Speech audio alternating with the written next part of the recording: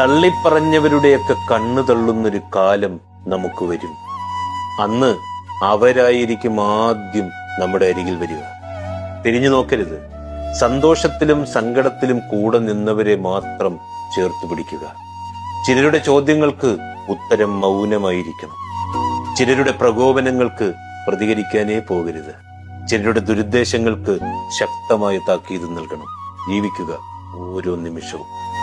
ആരെയും തൃപ്തിപ്പെടുത്താനൊന്നുമല്ല, മറിച്ച് ഓരോ രാത്രിയും കണ്ണടയ്ക്കുമ്പോൾ ഉറങ്ങാൻ പാകത്തിന്. നമ്മൾ നമ്മളായി ജീവിക്കുക.